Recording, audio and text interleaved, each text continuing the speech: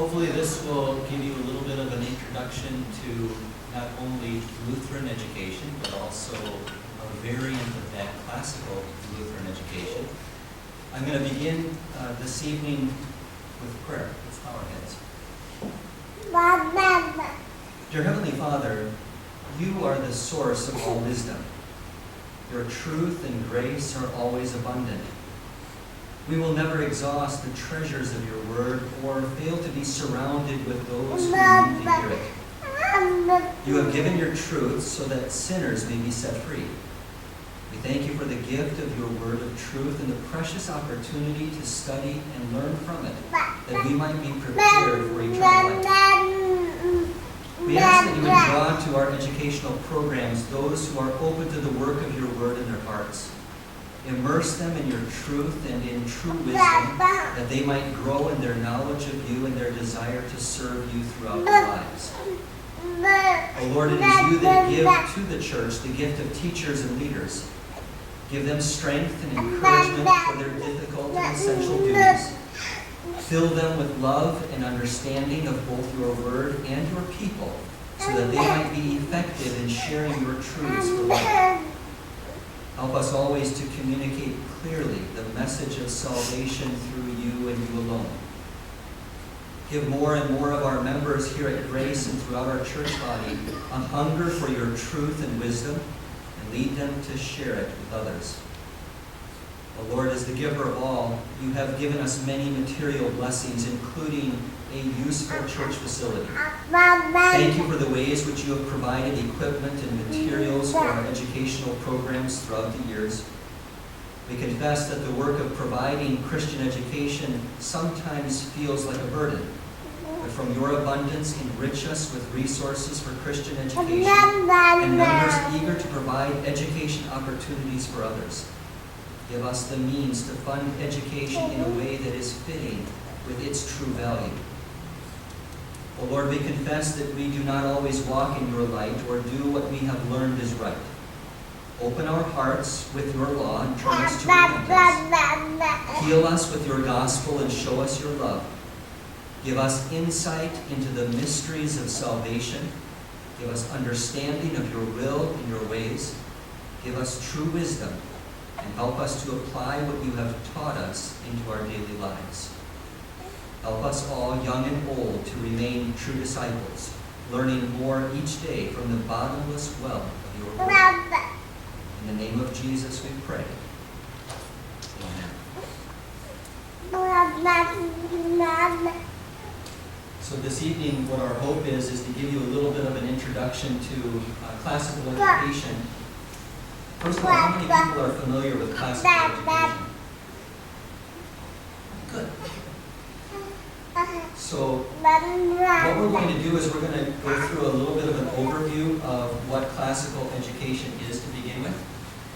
And if you have some questions along the way, you're invited to just raise your hand and say, hey, can you stop and explain this just a little bit more? We will give you an opportunity at the end to ask some questions. We have some resources up here that might be helpful also if you would like to take it with you.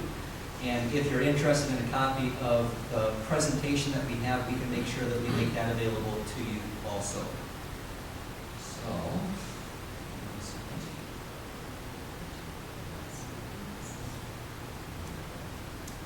all right. So classical education might seem like a new concept to a lot of people. And that's kind of a sad thing because classical education is the education that has been around for centuries. It has kind of fallen out of use as a result of progressive aspects that have come into education over the last 100 years or so, if you're familiar with John Dewey. And yet what we have in our Christian day schools is essentially classical Lutheran education.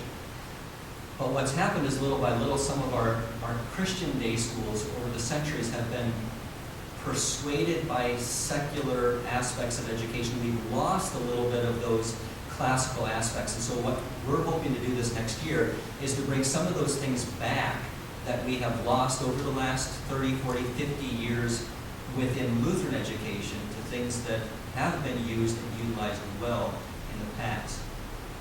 So This might seem like it's something new, but there has been a movement probably for the last 50 years to bring classical education back, not only in Christian schools, but to begin with even secular schools. That there was a movement within the 60s to bring classical education back into the public schools. It didn't work. The Catholics picked up on it. They incorporated classical education in some of their schools. The Reformed churches have picked it up, and there's a lot of Reformed schools that are classical. And Lutherans now, especially in the last 20 or 30 years, there's a growing movement back toward classical education in Lutheran education as well. So I think in the state of Minnesota, I counted about 16 classical schools in the state of Minnesota, and that is growing very quickly. Again, in the last 10 or 15 years, there's more and more schools that are moving back to a classical approach. You want to take it over? So Deborah's going to go through some of the highlights of classical education as we go through here, and then again we have some handouts that we will make available and bring to you as well.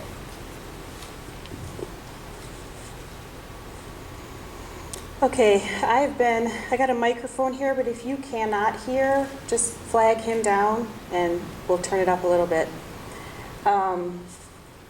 Thank you for coming and letting us explain this mission opportunity the Lord has given us here at Grace. It might seem like this transitioning is happening quickly, but probably 5 years ago, Nathaniel began studying and looking into classical education. He's taken classes through a university online. We've attended conferences, read countless books, and in the last year or so, then Michael and I have begun studying it as well. It's interesting to see the Lord's hand in this because he began studying this the first year our school opened. We began speaking about it among our staff when Mr. Ullman was still here, probably 2 years ago. Maybe a year ago, we began talking about how to incorporate Latin and certain classical things into our school. And then Josh receives this call, and he moves, and it seemed like this was the Lord's way of saying this is the time to make this transition.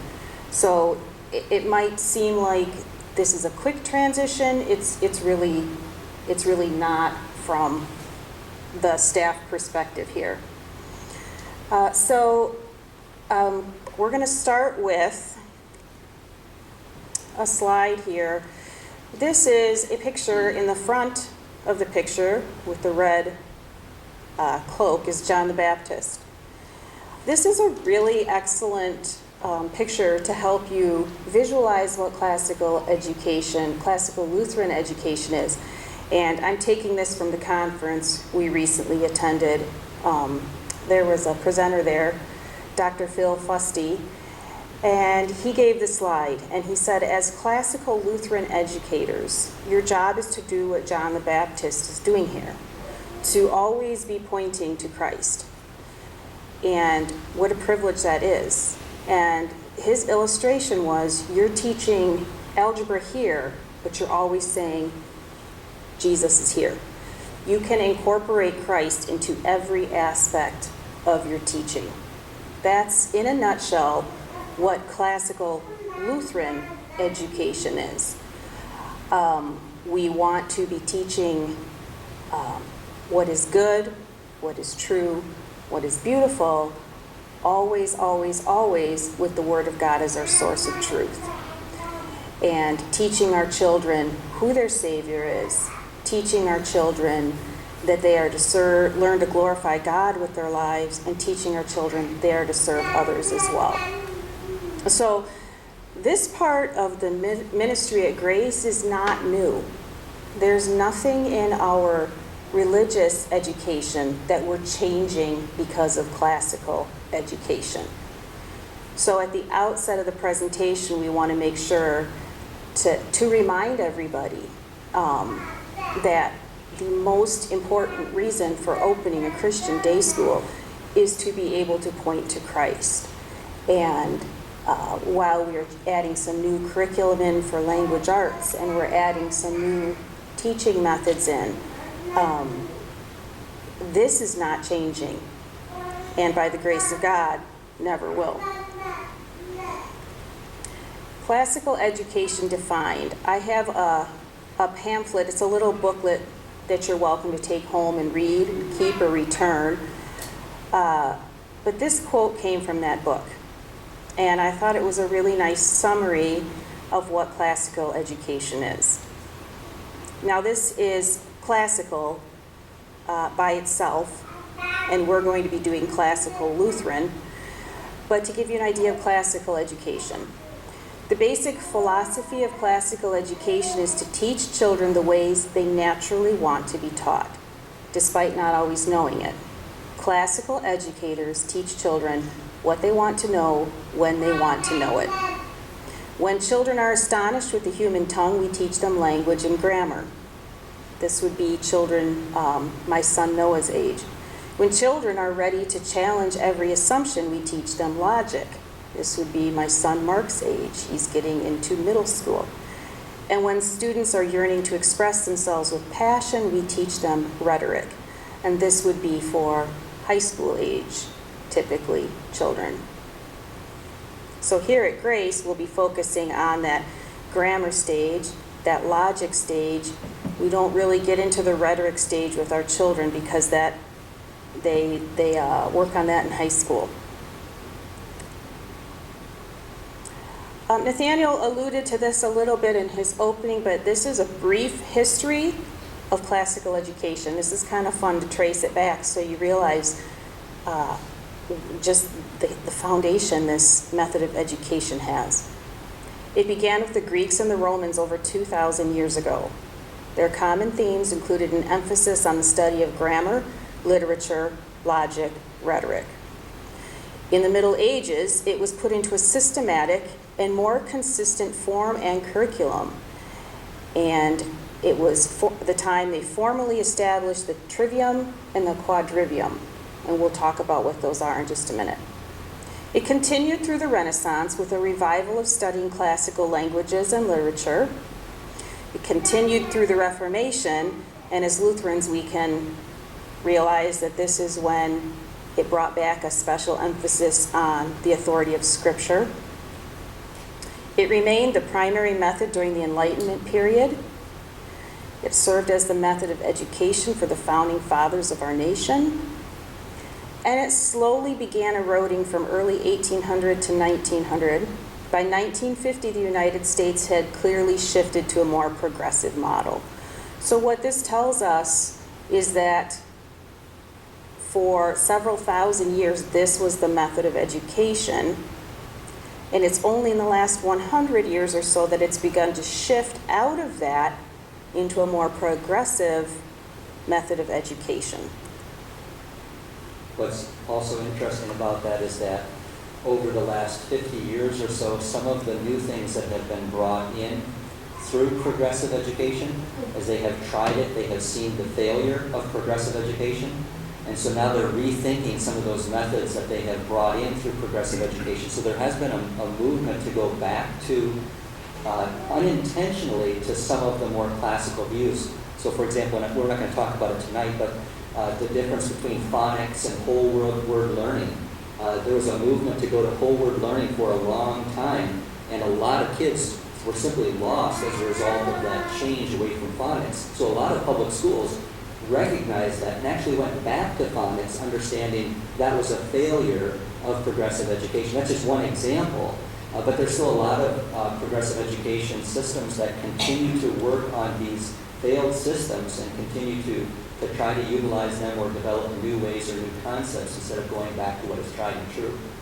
So, in any of your conferences or anything, did you hear statistics about, like, I know the United States spends more money than any other country in education, and then where do we rank as far at the as bottom.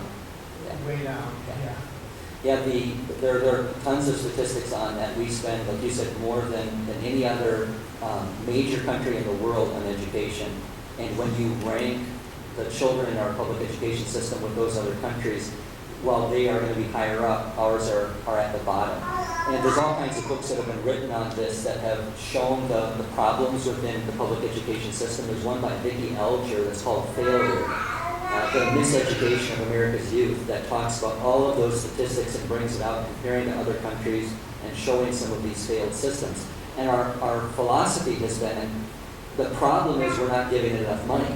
So you keep throwing more money at it and thinking that's going to fix the problem, and it doesn't, only makes the situation worse. So there's all kinds of information on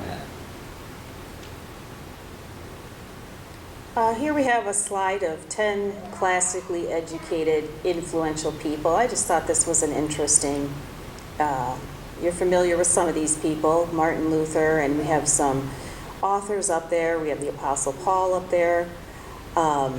James Madison, one of our founding fathers, just to kind of help you see the big picture, how far back this goes. Can you back up to that for just a minute? So there's probably a couple of names up there that you're more familiar with than others, but each one of these individuals were influential in their time. And one of the things that you often hear is that certain students can't learn. They're not capable of learning, so you can't expect them to reach a certain standard. And sometimes you have to ask yourself, is the problem with the child, or is the problem with the system that the child is plugged into?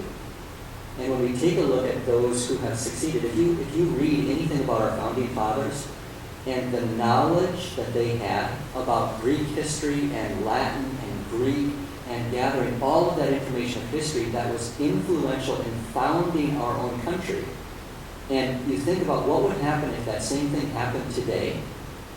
The children of this generation would not have the knowledge or experience to be able to do what our founding fathers did. They were classically educated. This generation is not. And so that same thing would not happen again simply because of the education that is lost in this generation, and possibly the last generation as well. So it's pretty amazing to look at this group of people and not to say, well, these are the standouts. They were standouts because of, in many aspects, because of the education that they received that we are not giving to children today.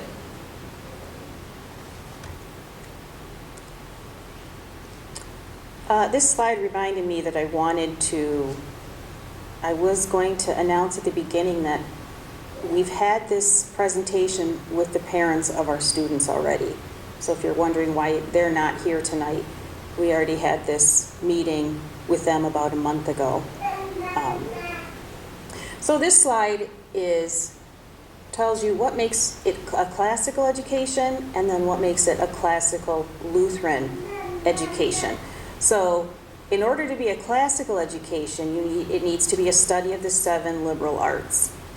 And the liberal arts is derived from the Latin word free, and it just means that these are the studies that were designed so free men could think about great ideas for the noble service of others. The liberal arts enable an individual to live, study, to think, and to serve others in any vocation. So the 7 liberal arts are 3 arts of language, and that's the trivium, and 4 arts of mathematics, and that's the quadrivium. And we're going to talk about those a little more in the next slide. Now, what makes it a classical Lutheran education is when you add to teaching the liberal arts the 6 chief parts of Luther's catechism. So one phrase I heard at the conference was, classical Lutheran education is the 6 chief parts and the 7 liberal arts, and that's kind of a good way to remember it. So the 6 chief parts of the catechism are the 10 Commandments, the Apostles' Creed, the Lord's Prayer, the sacraments of baptism and the altar, and the ministry of keys and confession. So in combining teaching those 6 chief parts with 7 liberal arts, you have a classical Lutheran education. This slide also helps you to understand the benefits of Latin. So when we hear the word liberal today, do you have a positive or a negative connotation that sticks in your mind? Generally it's negative, right? But again, Greek education, it's interesting, that word liberalis means liberty. That's where we get the English word liberty. And the Greeks felt that every free man should have a basic knowledge of the world around him and her. And so this idea of the liberal arts, that when we hear liberal arts, we might think of something that's bad. But in this context, the liberal arts are those things that were necessary for a free man to do what was necessary for him to live out his vocation and serve his God and to serve his neighbor. And we'll talk a little bit about what those 7 liberal arts are, with the language arts and the mathematical arts, as we go on in the next slide. But trivium is Latin also, tri, 3, and via is way, 3 ways, and then the quadrivium is the 4 ways that we then inculcate this education into the next generation. So then moving on, this is a recap of what he just said. The trivium, Latin for 3 ways. We have the grammar stage. This is typically ages 3 to 8, children ages 3 to 8. When you're teaching these children, you remember that they love to chant and sing. They actively explore using their senses. They have a shorter attention span. They enjoy wordplay, stories, and rhymes. So what this means is when lesson planning for that stage, you would keep these things in mind, and you would figure out, how can I incorporate some of these things into what I'm teaching them to help them learn it. The next stage is the logic stage, which is approximately ages 9 to 14. Students in this stage enjoy argument.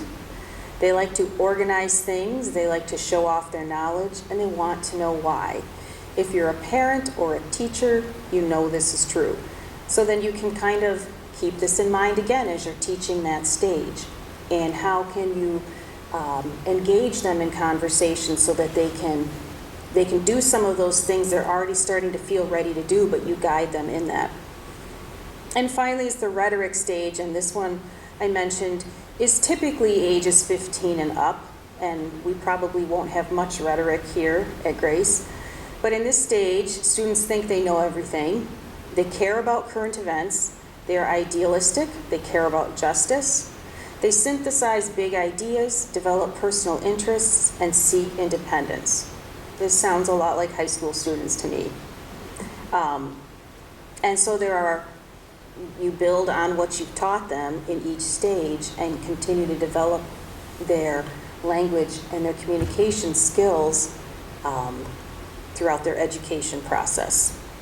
One of the things I think that's pretty neat about this trivium, this might seem like it's a novel idea. It's like, oh, wow, I can see this. You see this pattern. But classical education, again, we have done some of this sort of because we've assimilated this naturally and we've learned how to do this. But when kids are little, you teach them facts. You teach them that through memorization, and you give them that information.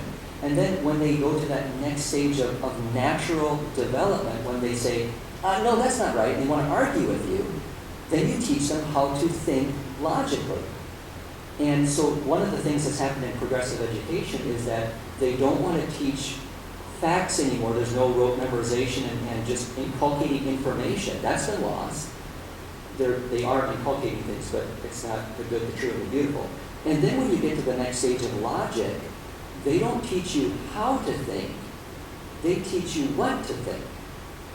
And classical education is built on it's the old adage, teach a man to fish, and you don't have to continue giving them fish, right? We want to teach our children not what to think so that they know what to do and how to answer that question. You want to teach them how to get to the result, how to think those problems through, so that when they leave, they're able to then implement that. And then finally, in the rhetoric stage, the idea there is to be able to then communicate effectively to other people around you what you have learned in the facts and through your basic knowledge of using logic in determining what is true and what is false in your lives. So it's a natural human development that you're governing your educational system based on the way that kids naturally learn and grow. And this just makes sense from a teacher's perspective to do what the kid needs at the time where he is or she is naturally.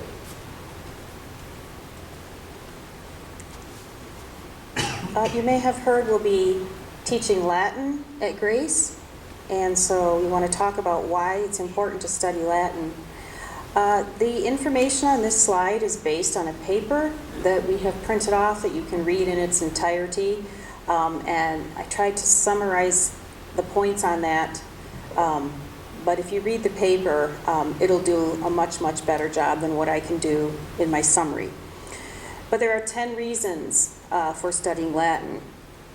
Number 1, Latin is the next step after phonics. Phonics only covers half of our language. It covers the English half.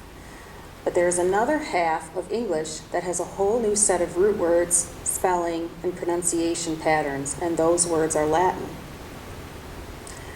Number 2, half of our English vocabulary is made up of Latin roots and words. Latin continues the systematic study of English throughout elementary school, right when children need it, right when they are encountering thousands of new words and building their vocabulary and reading skills. So this is 3rd grade we're talking. So kindergarten, 1st, and 2nd at Grace, we're working on phonics, teaching them English, helping them sound things out, decode things, and then in 3rd grade, when they're ready to start diagramming sentences and working on grammar, we'll introduce them to Latin. Latin helps students develop an interest in words. They realize that words don't just drop out of the sky, they come from some place. Words have a history. Words are fascinating. So Latin is the next step after phonics because it continues the study of the Latin half of the English vocabulary in a systematic and orderly way. Number 3, Latin provides the root words for all the modern sciences. All of the modern sciences began their development at the time of the Renaissance, about 500 years ago, when all educated people knew Latin and Greek. The first task in learning a new subject is learning its vocabulary. This is half of the battle. Latin provides the root words for the specialized vocabularies of not one, not half, but all of the modern sciences. Number 4, Latin is the language of law, government, logic, and theology. All legal terms are Latin. Our legal and political language is derived from the Romans, and Christian theology was worked out in Latin. Though many of the original words were Greek, they were all filtered through the Latin language. Number 5, Latin is the most efficient way to learn English grammar. English grammar is abstract and invisible because of its lack of structure and inflection. But Latin grammar is concrete and visible because of its structure and inflection. Latin is the most orderly, logical, disciplined, structured, systematic, consistent grammar in existence. Every lesson in Latin is a lesson in logic. Latin is a grammar system that is unparalleled among all the languages. Latin grammar teaches English better than English teaches English. That's kind of an interesting sentence, but when we gave this presentation to the parents, one of our parents said she was taking Spanish. No, she was taking English. Greek. No, she took Latin. Or She was taking Latin, and once she took Latin, it unlocked the key to English grammar for her. And this was in high school, so she'd already gone through the elementary age. And there's always been a grammar program here at Grace. But now that we're introducing Latin, there will be very little English grammar that they're going to have to do because the process of learning Latin is going to pull all of that into focus for them. So you probably heard people from other countries come to the United States of America. English is one of the hardest foreign languages to learn because there are more exceptions than there are rules. And they say the best way to learn your own language is to learn a foreign language because it helps you to understand how a language works from the outside of your own language. One of the reasons for Latin is because it is the most organized and structured. It has the least exceptions. And so when you learn that, it helps you to understand, especially since English is so fundamentally based on Latin, it helps you to understand all of those exceptions that you're doing in English. So most of the exceptions that we have in English are not exceptions in Latin. And so now, if you know Latin, now it's not an exception anymore, it's the rule in Latin, which makes sense then. And like that parent, when I took Greek in college. It was my second year in college, and I remember the same thing.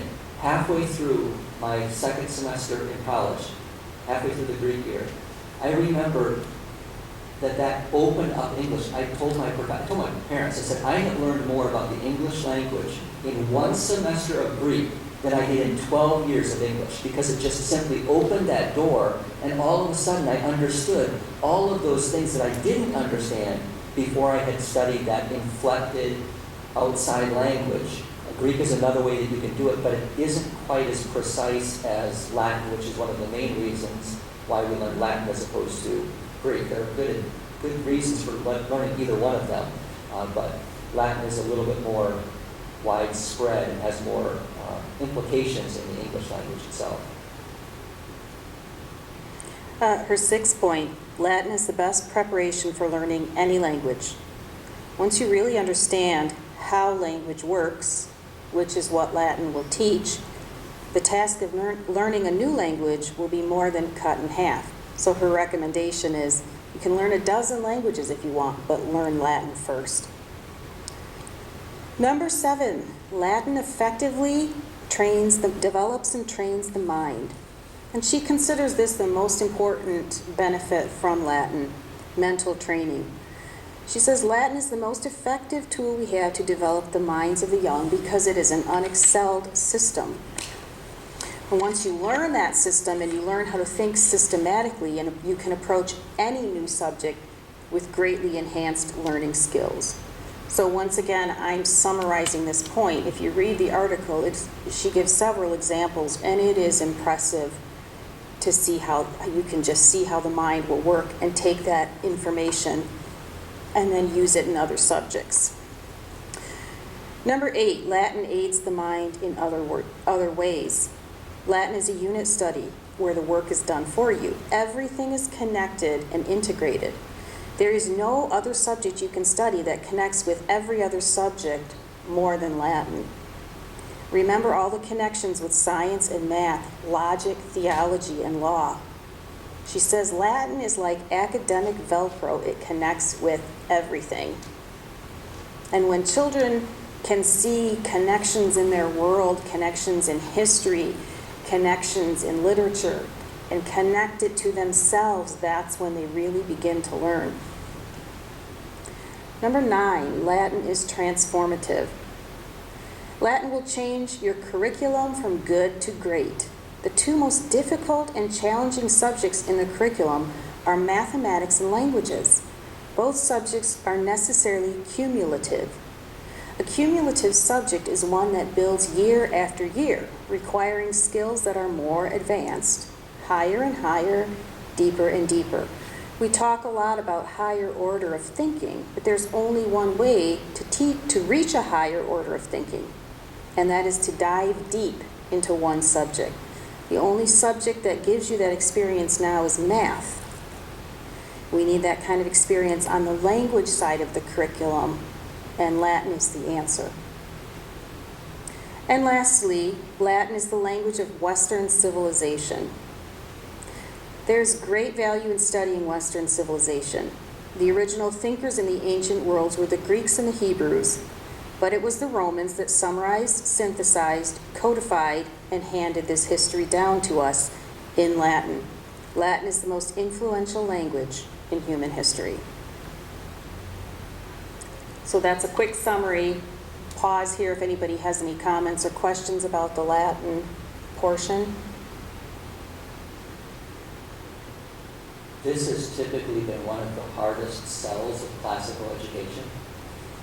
In fact, I remember when we were homeschooling, we had homeschool friends that talked about Latin, and I remember rolling my eyes and thinking, oh, that's a little bit, beyond what's necessary. Not realizing that Latin did the same thing that for children that Greek did for me in college.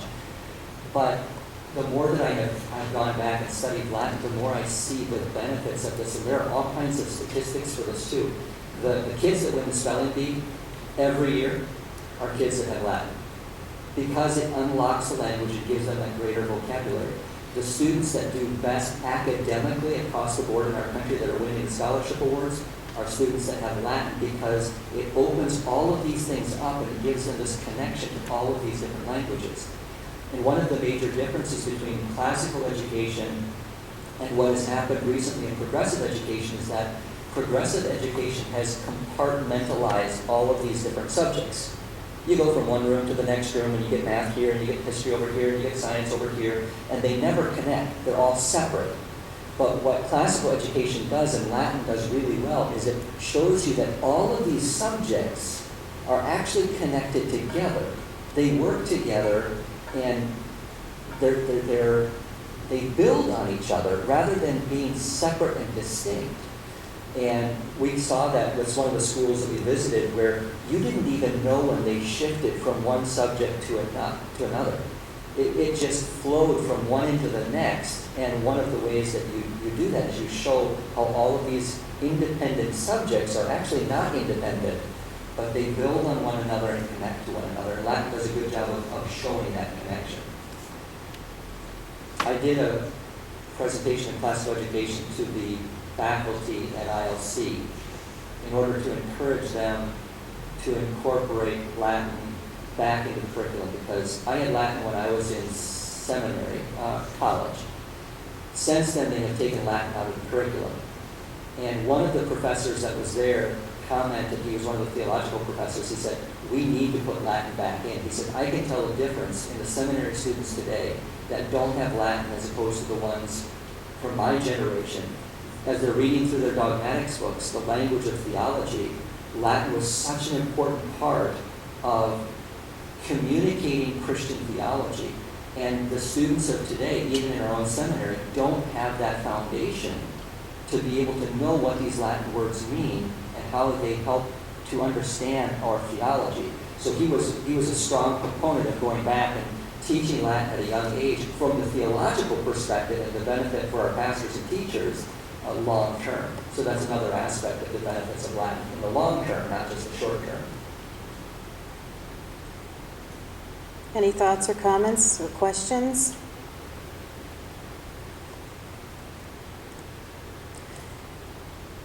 This is a short list of marks of a classical and Lutheran school. So in order to call ourselves a classical Lutheran school, this is what we need to do. The school confesses and incorporates a commitment to the gospel of Jesus Christ in all aspects of its educational mission. The school is committed to using a classical approach in curriculum and instruction alongside its confessional Lutheran character. This is a pretty important point. You don't ever separate out the Lutheran when you're teaching. You keep those together. You help the children realize how they can use their faith and how that is connected to everything. The content of the curriculum taught, as well as additional school programs, have the goal to raise up virtuous and educated persons for heavenly and earthly citizenship. The school establishes and expresses clearly articulated rules, regulations, and responsibilities that are in harmony with God's Word for students, parents, and staff alike. The rules are not different, or we're not held to a different standard if you're a teacher versus a parent versus a student. The handbook talks about we are all agreeing to these things that are in the handbook because we all want the same thing. This slide is kind of a nice one. It tells us what's the same, what have we been doing that's not going to change, and what's going to be different. So we'll go through the list of the same. What's the same? Our school hours are the same, 8:30 to 3 o'clock. We'll start with morning devotion, that's the same. Our religion classes are the same.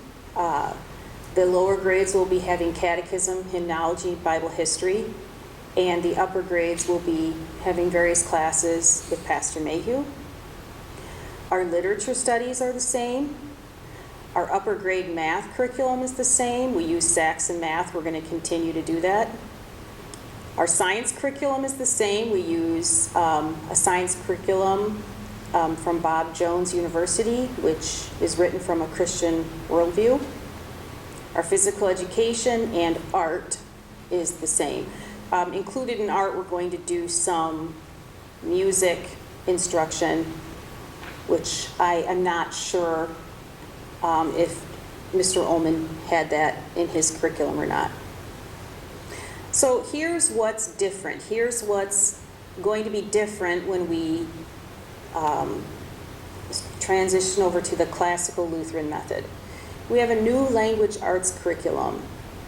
The spelling, phonics, grammar, penmanship, and composition. You really need to have a cohesive language curriculum. And up until now, we've kind of been piecing things together. And it's not a classical approach. So we had to go through and change that out. We've been selling our old curriculum to offset the cost for this. We're using a program called Matthew C for our lower grades. We are introducing Latin for grades 3 and up. Our geography is, again, a classical curriculum. We're beginning what's called recitation, where every morning the students will recite from memory different things. It might be the presidents of the United States, it might be the 10 Commandments. These things that are important for them to know, they're going to have a time for recitation.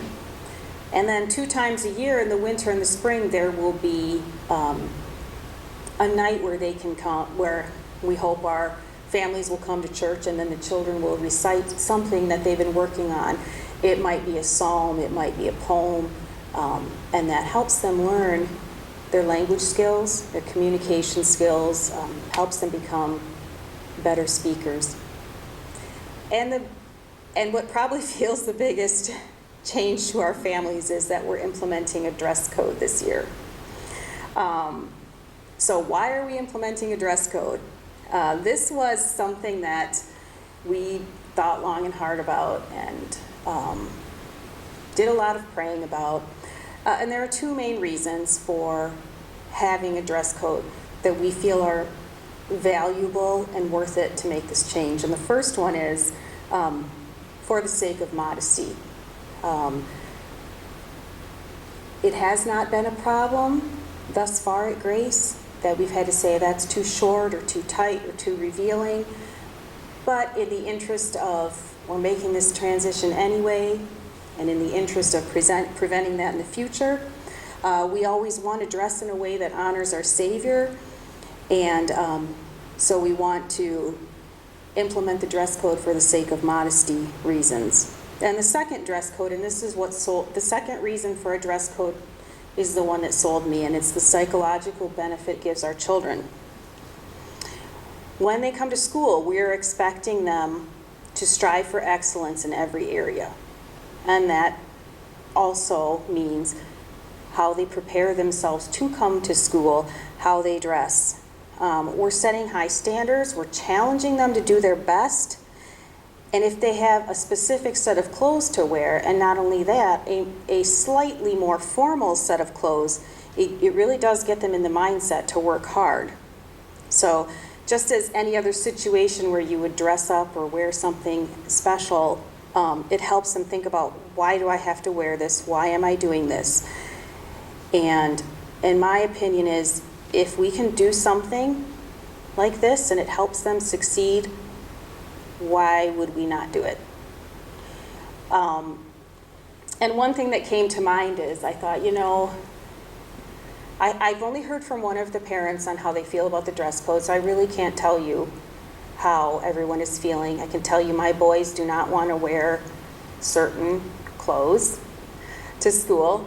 But I think to myself, if you signed your child up for T-ball or a baseball league, and they said you need to go buy a helmet and a bat. I mean, I signed Luke up when he was a little kid, and it was like it had to be these kinds of pants, and it had to be this belt and these socks and these cleats.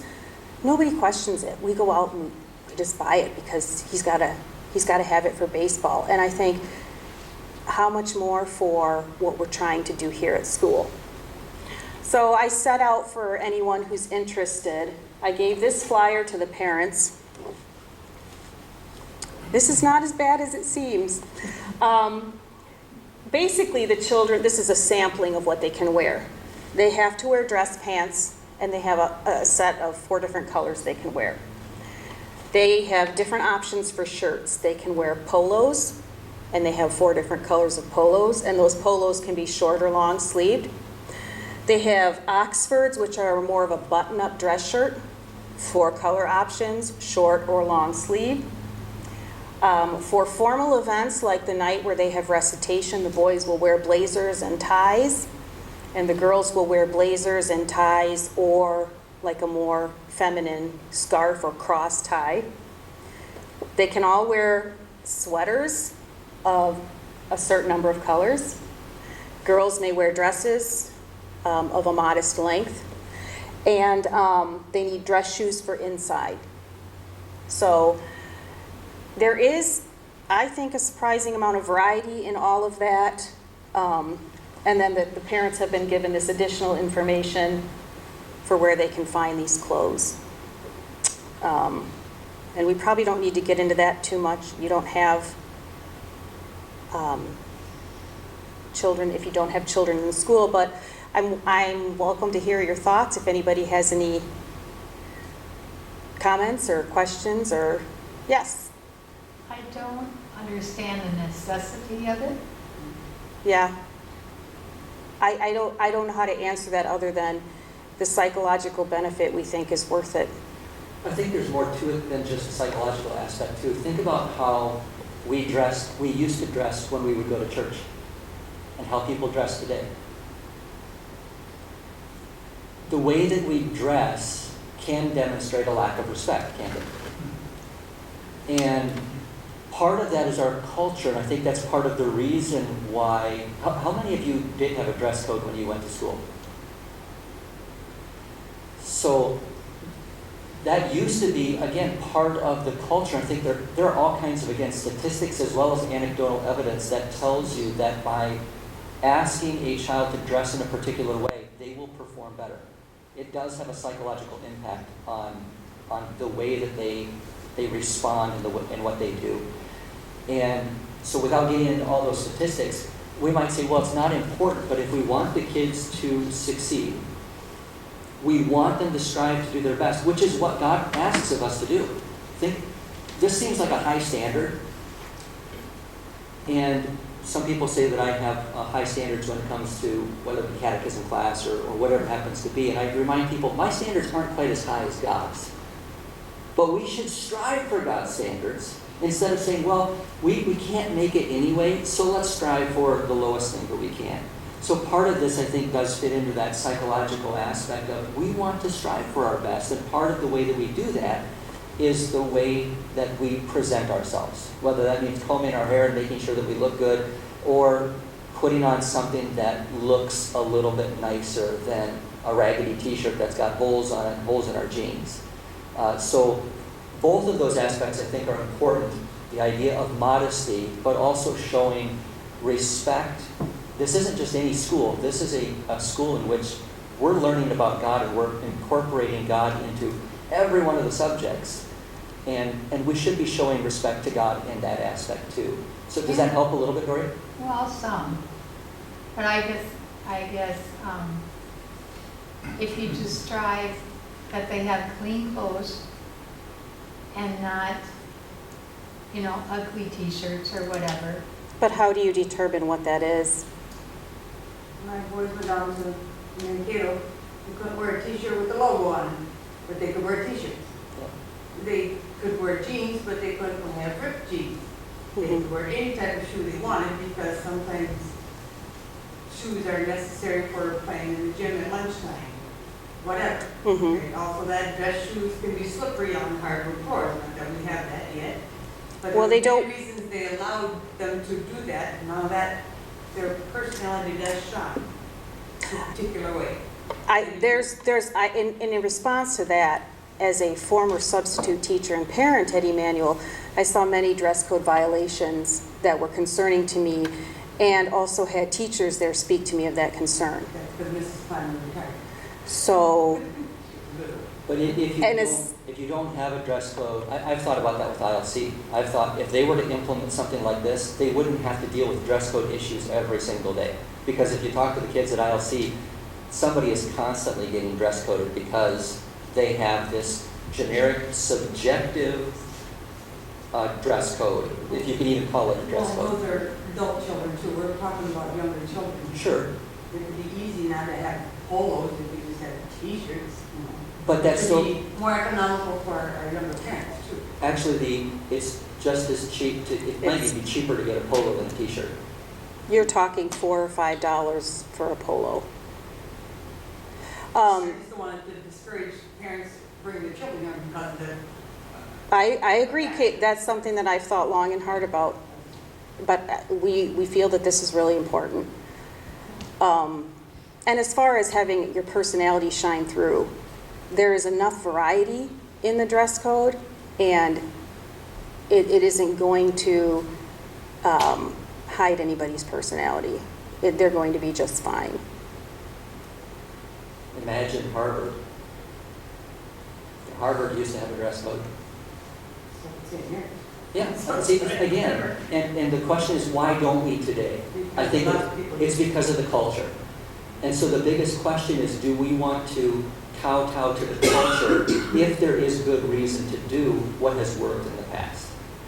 And again, there's all kinds of evidence that shows that this is beneficial for the kids. This is beneficial in general. If the biggest problem is, well, I don't like it, that's really not a good reason not to do something that could be beneficial. When we were on vacation, I was able to find kind of an overstock store that had shirts that fit our dress code for 50 cents. So I bought what they had, and we'll offer that to the families. If you're thinking that it's not affordable, that is incorrect. It is very affordable.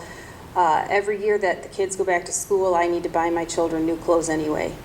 And this is not going to cost more than what I would be buying them anyway. So, any other thoughts or comments on that? And this is one of those things, this was a tough call for us. We think it's worth it, we think it's valuable, and we need to see how it goes. I think we have to give it a shot. Hang on just a minute. As a follow-up, just as an interesting side point, when Josh got here the first year, he suggested implementing a dress code. So this isn't something new. I don't know how many of our CLC congregations do it. He had done it in Holy Cross, and he said it was extremely beneficial. So this isn't something that's completely new even in our own circles. It is strange from a cultural perspective, I think, but I think there's a lot of good reasons for that. Katie, did you thought? I just wanted to say, growing up, you guys would make us dress up for church. Sunday morning, you would make me put a dress on, you'd make me put tights on, and I hated it. It made no sense to me. I didn't understand why. But I think there is something to be said for when you make us wear nicer clothes. We were on our best behavior at church. That puts us in a mental readiness for it, and like what Dad said about having respect. I think that wearing nice clothes and wearing the tights and wearing the nice shoes, no matter how much we don't like to dress up like that or have something that we're supposed to wear, it really does, I think, change your mindset. And I can see how that would be valuable in our schools as well. Any other thoughts? Why don't the other CLC schools have a uniform dress code? Yes? They've got to have 2 sets of clothes, one to go to school, one to go out of school, to fit into their environment. And that's why I said it is an additional expense, because they're not going to wear the same clothes to go out there and play baseball with the neighborhood boys. Well, They'll be so picked up. They shouldn't be wearing the other clothes that they wear to school So on the it is baseball an field additional either. expense, it's not a replacement. T-shirts and jeans are a replacement, and that's my one. That would be my What's wrong? My guess, Rolene, to the answer to your question would be concern over how people are going to respond to it. And probably not even thinking about it, just because again, it's a cultural thing to do that. I would guess, I don't know, Lan, has it ever come up at Okabena? Not really. I guess within our school, we're a small farming community, even smaller than you guys. And so it hasn't been an issue before. But a friend of mine teaches, or used to teach at a school, and they had, in our CLC, they had dress code, and she said she would hesitate to go somewhere that didn't have one, Yeah. because it was such a benefit to the students. I guess, the concern of having to have, another set of clothing is one. As parents, we all go through the budget issue constantly. But I guess my kids growing up, they had school clothes and they had play clothes. And they changed when they got home. It wasn't necessarily an extra expense in that regard. And we like Goodwill and Savers too, so Yeah. we're always. You can get it. I think a lot of it is just cultural and a fear of what people might think. There was one person that said, well, what are people going to think of the kids? They're going to see them all in uniforms. Well, that's not a good reason not to do something either. Just saying, I remember one person said, well, aren't they going to get bullied or picked on? Or aren't the people going to say something about them? Well, that's not a good reason to do things either. Again, you wouldn't have Harvard saying, well, the school across the street might pick on you guys because you're wearing a uniform that fits our policy, so we're not going to do it. That's not the best reason to not do something that is going to be beneficial for the kids, and like you said, for teachers, for parents, long-term benefits across the board. Plus, in this case, now you have kids that have something that they can actually wear that's appropriate on Sunday morning. I think where you're getting repercussions, how things have changed over the years. When I first became a supervisor at 3M, I had to wear a button-down shirt and a tie. And that went for about 4 years until one of the supervisors got that tie caught in a drill press. Then they decided it wasn't really necessary. And basically, it wasn't for the people working there. It's if they brought someone in to impress them. At that time, the plant manager wore a suit, three-piece suit, and a tie. You go there now, you won't know him from one of the workers because he's wearing a pair of jeans, a t-shirt when he's out on the production floor. And everybody knows who he is. It's a different, the culture has changed.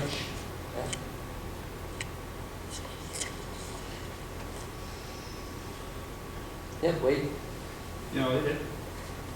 It might be a cultural difference, We don't look on, having uniforms as something that, we look on it as it might be different or it might be odd. But in reality, I kind of have to agree. Number one, I think we need to try it, just as as an experiment, if nothing else, to see how it really does work. And if it really does bring out the best in the kids. I mean, I've had my thoughts one way or the other on this. I was a little surprised when I first heard it, and I thought, these kids, I know my grandkids. I know that they're gonna be out tearing around, and their clothes are not gonna look as nice in the afternoon as they did in the morning. That type of a thing. But I really do think that Katie kind of made the point of this, where when you're in a better pair of clothes, you do think about things differently. You feel a little more important, maybe. I don't know if that's the right word to use, but you just feel better about yourself, I think. So I think it's worth trying. I definitely think it's worth trying too. And I think change is hard. And a lot of times when you get hit with a new idea, it's hard to wrap your brain around what that means and how that's going to work, and is this a good thing? And I just keep going back to, we've thought long and hard about it. We've done a lot of reading and researching, and if this will help our students succeed, let's try it. And I think it will. When we had the parent meeting, there was one parent who said that they had attended a school where they had a dress code and it was well received. Another one had a knee-jerk reaction to it and didn't like it to begin with, but ultimately said, I'm bringing my kids back. So we haven't had any of the parents that have said, nope, this is a game changer, we're not going to send our kids because of the dress code. Which ultimately, in my mind, would be a really bad reason to take your kids out of a school that has all of the other benefits simply because of the dress code. But to Kayla's point, obviously we wouldn't want that to be the case. But again, there's so much that points to the benefits of it. Just again, anecdotally from people that have been in those situations that say this is the way to go, and it is beneficial for the kids. It seems worth, like Wade said, at least trying it and seeing what happens.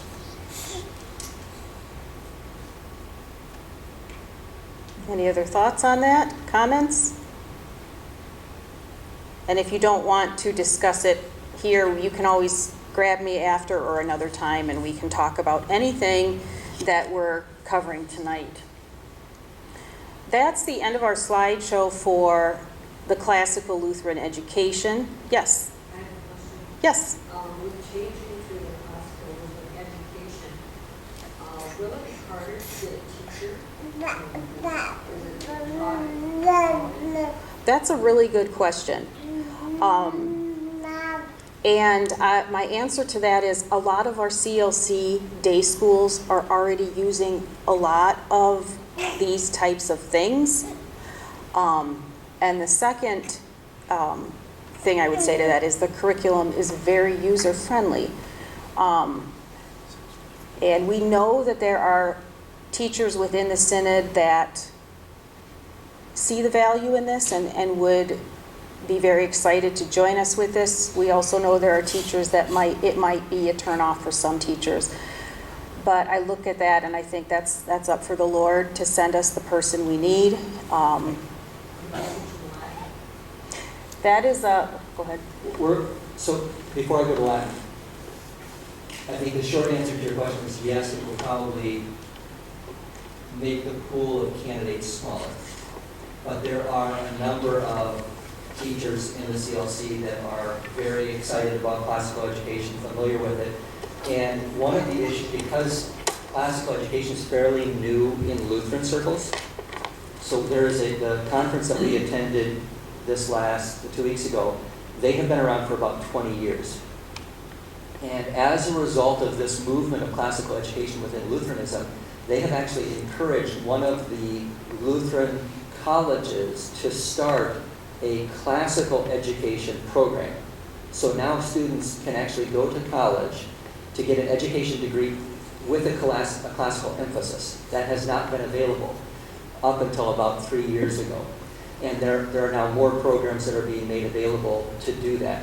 So what has happened over the last 20 years is what you had to do is find somebody who's at least interested in learning about classical education, and then you attend conferences and all kinds of other things in order to start to learn more about classical education. So you're not coming in generally as a classically trained teacher. You're learning as you go and learning how to implement those things, unless you're going to go to a college like Concordia in Milwaukee, I think it is, that has a program specifically trained. And that was why I met with ILC, to be able to talk with them about incorporating some of these classical aspects back into our teaching program at ILC, so that in 5 years, we have teachers that are coming out that at least are familiar with classical education and are able to then bring that into the classroom. So that's your first question. With Latin, most classical schools don't have a Latin. A lot of them do have Latin teachers, but you can actually teach Latin through a DVD presentation where you have a teacher that has recorded the presentation and they're able to teach that, and then that's supplemented by a person on site that either has some Latin familiarity or is learning along with the students. So it makes it very, very easy. There are some really, really good Latin programs that are plug and play, and you can just put it in and they will learn the Latin that way. Yeah. Any other thoughts or questions? Those are good questions. So just before we close, we wanted to go over a few of the things in our handbook that are new, just to make you aware of a few of the policies that we're doing slightly differently. The first is our technology policy. And I'm just going to read to you briefly from the handbook. We are, at Grace Lutheran School, are enthusiastic about all learning, including the subject of science. We aim to foster a love of science by helping our students become original thinkers and creators, not passive consumers. That requires a good grounding in and experience with the physical world through nature, mechanical science, and experimentation before using more abstract, easy-to-use technologies. Practical experience and emerging research finds that dependence on screens, especially early exposure, is detrimental to student behavior and development. Students need a broad and complex exposure to physical sensations to develop their bodies and brains, and screens harm this critical development process. Research also finds that screen usage develops the opposite habits of those required for serious learning, such as poor attention spans and an addiction to entertainment. Advanced technologies are most appropriate once children have gained the maturity to use their powers wisely. Technology is a tool only as good as the minds that wield it. Since our primary purpose as a K-8 school is to shape those minds, we have decided there is nothing to be lost by delaying computer, tablet, and smartphone interaction for children, and much to be gained. Therefore, we prohibit students from bringing any electronic devices to school unless it's a medical device. For emergencies, parents may call the teacher or principal. In connection with the technology policy, I've printed a handout that has some really disturbing statistics that we need to be aware of for our children and our grandchildren. And I'd like to just briefly discuss a few of these. You can take this handout home with you. So before we get into that, does anybody have any questions about just the screen use or technology use in the school? This isn't completely new. We did have Chromebooks that we have used sparingly over the last couple of years. So this isn't completely new, but it's a little bit more specific as far as what we are doing. And that's simply because of the amount of information that is available that shows just how dangerous and detrimental technology can be, especially to young brains as they're developing. So there's tons of research on this. It's scary to me to see how they're putting this in kindergartens, and they want kids with kindergarten to be on screens the entire time that they're in school. And how harmful that is for them long term. So, Michael? Just from my own personal experience, I got to work at the middle school in New Ulm for a year and a half, and the majority of the time that the students are in class, they are on a screen. During the lecture, kids are on a screen. What they do is they put the presentation right in front of them, or they'll be working on different assignments online, and what I find is I really don't think that a lot of the students were paying that much attention, and I don't think that the teacher was paying a lot of attention to them either, because the teacher was on her Chromebook and teaching, and I think there was a bit of a disconnect, and oftentimes I would see students going and messaging people through their email or playing different games, and there were some classes that I would spend more time going over to other students and telling them, hey, get off that game, go back to your thing, instead of paying attention to my own special needs student that I'm supposed to be with. It really just hinders more than anything. And a lot of times, a school might have a filter on their internet service, but the child takes the Chromebook home and is able to access the entire internet at home. And we're having lots of problems with that. So I think it's important, this concerns me tremendously as a parent and as a teacher. And these are some tough statistics to hear, but I think we need to say some of these things out loud. 53% of American children own a smartphone by age 11. On average, kids spend about 7 hours a day online. This is resulting in increased mental health issues such as depression and anxiety, as well as physical issues like obesity. The suicide rates among people ages 10 to 14 increased over 50% from 2000 to 2017. One of the reasons for this is that if you're always on your phone and there's a bully, that bully follows you home, and those kids can't ever get away from that. This is a terrifying statistic. 27% of all video content on the unfiltered internet is pornographic or explicit. If you do not have a filter on your home computer, 27% of what you find will be pornographic or explicit.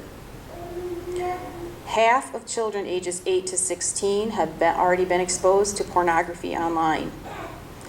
Pornography is on almost every social media platform, including Snapchat and Twitter. Some of these social platforms, these are these apps that kids put on their phones so that they can connect with their friends. They're advertised to be child-friendly, but there's always a back door to something else that is designed in that app for that exact purpose. In 2019, pornography sites received more traffic than Amazon, Twitter, and Netflix combined. Children are becoming addicted to technology and are not developing social skills. You may notice this. Kids cannot talk,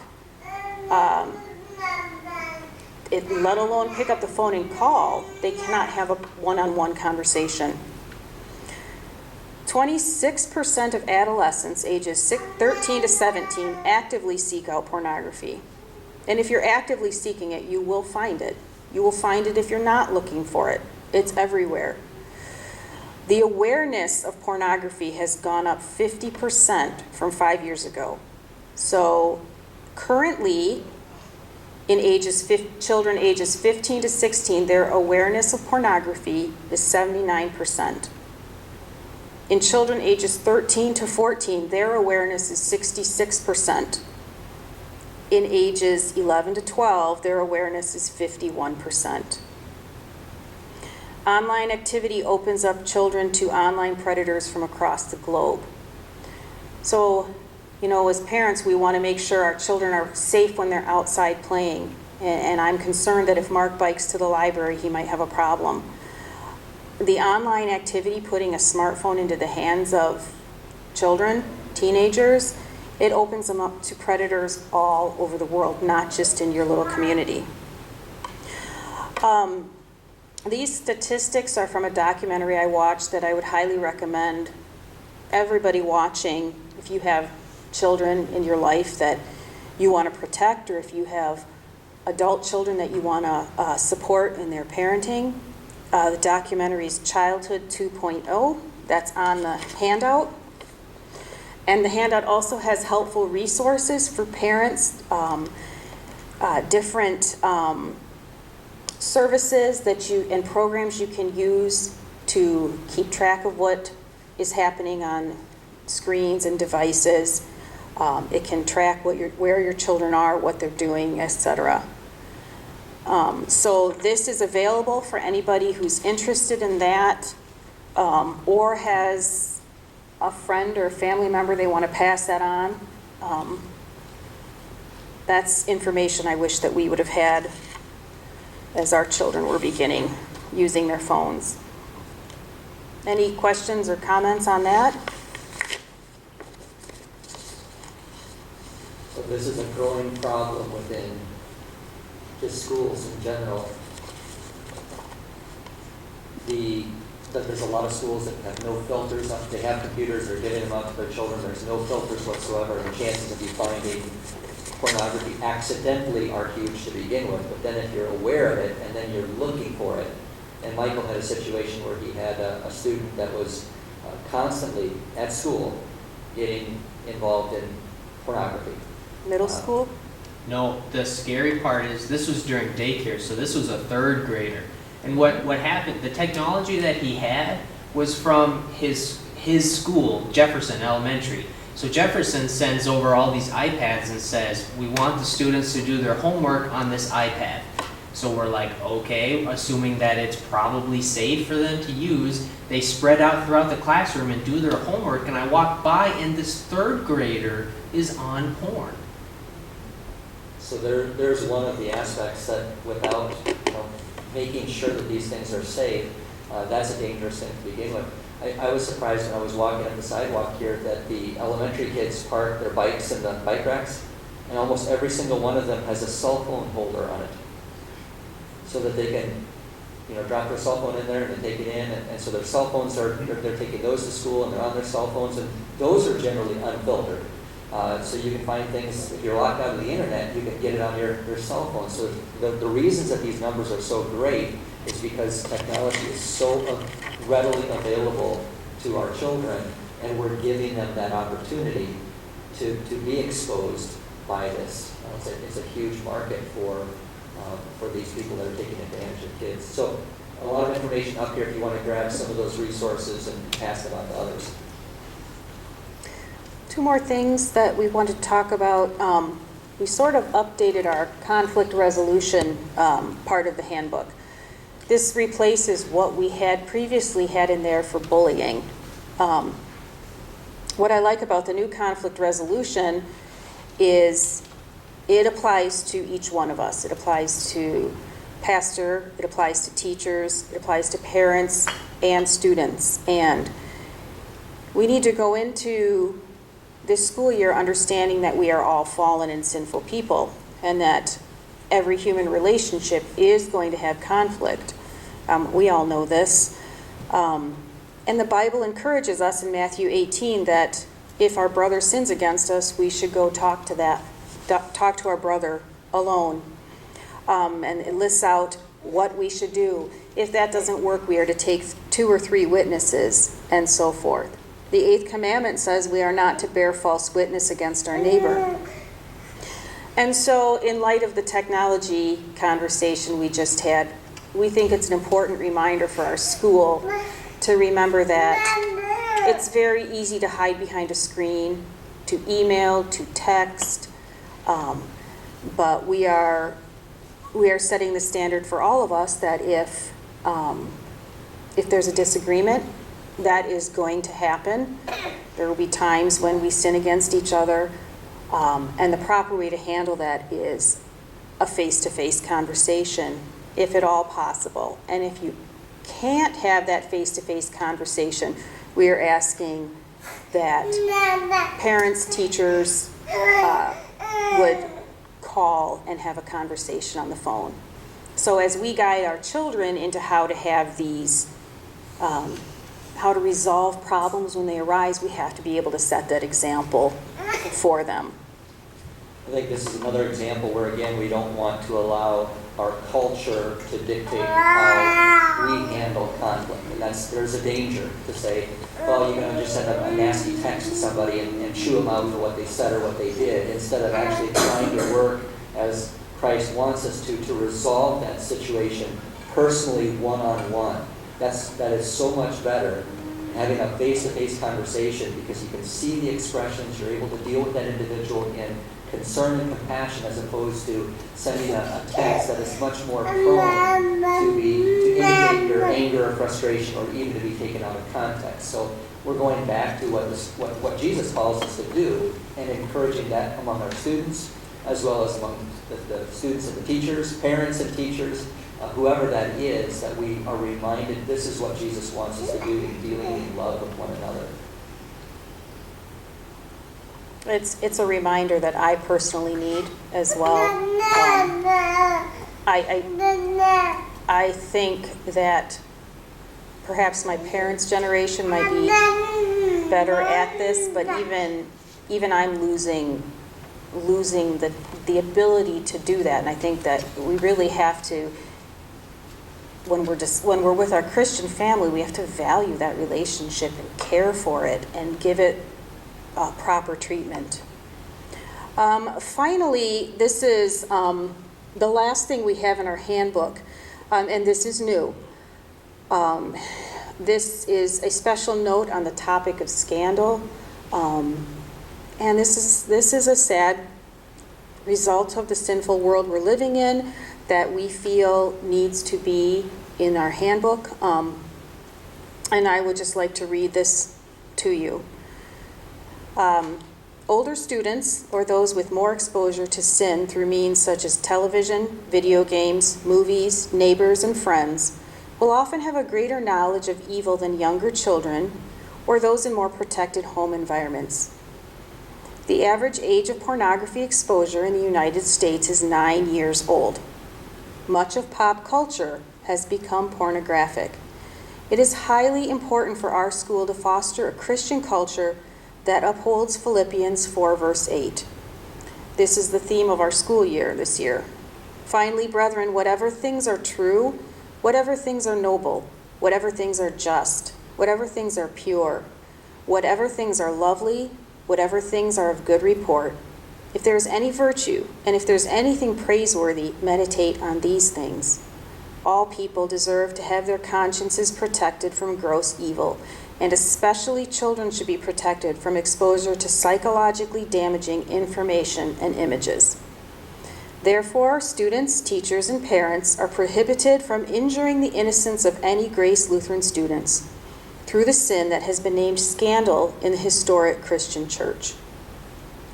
Here we do not understand scandal as giving offense, as it has come to mean, but as conduct that causes or encourages a lapse of faith or of piety in another.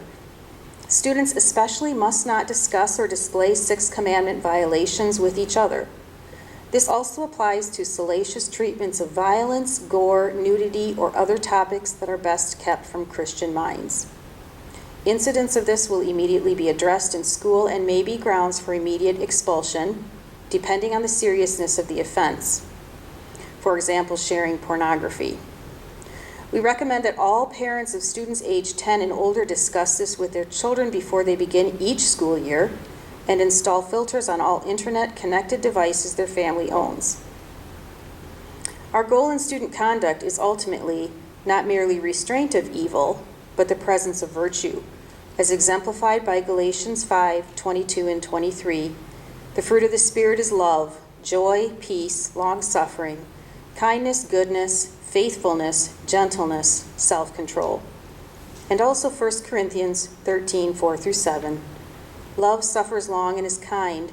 Love does not envy. Love does not parade itself, is not puffed up, does not behave rudely, does not seek its own, is not provoked, thinks no evil, does not rejoice in iniquity, but rejoices in the truth, bears all things, believes all things, hopes all things, endures all things. We understand that sin is, we're all going to be exposed to sin. And we pray for the Lord's presence in our school every day. And we ask for his wisdom when that sin presents itself to help us handle those things. This has probably been one of the hardest things for most schools to deal with, the idea of bringing in that child who's troubled and giving them an opportunity to know Christ and then to be developed in their Christian faith. That's the desire on one side. The desire on the other side is to protect those other children from being exposed to those things that could harm them spiritually. And so I know when we were at that conference, there were a lot of variations on this, with different schools having different philosophies that had a very open policy, anybody can come in, and others that said, no, we've tried that, we have really narrowed things down and said we're going to have some pretty strict policies in place in order to protect those children that are entrusted into our care. And ultimately, that was where we ended up as we move into this next year, of wanting to make sure that we had standards in place that would protect the children that the Lord brings to us, to be able to encourage them in their Christian faith and not to have them exposed to something that would be harmful for them, not just now, but also long term. And it's always a hard thing to make that decision, but we think that's in the best interest of the students that we have. So any thoughts on the handbook? Some of the changes in the handbook. We have a couple of things up here at the front that you can come and take a look at. Deborah mentioned the handbook is up here, so if you'd like to get a copy of the handbook and read through the entire thing, that is available. In fact, we had one of the council members, when we went through the entire handbook and approved the handbook for this year, as we were going through and working through the handbook, there were a number of council members that said, we need to make this available to the members of the congregation and make sure that they're reading this so that they have an understanding of what it is that we are asking of our parents, of our children, and those that might be considering enrolling in our school, to understand the protections that we are trying to put in place for our children. So that is available up here. We also have the article that Deborah mentioned on the 10 reasons to study Latin. When I brought this, so backing up a little bit, Deborah mentioned that we've been talking about classical education for a couple of years already.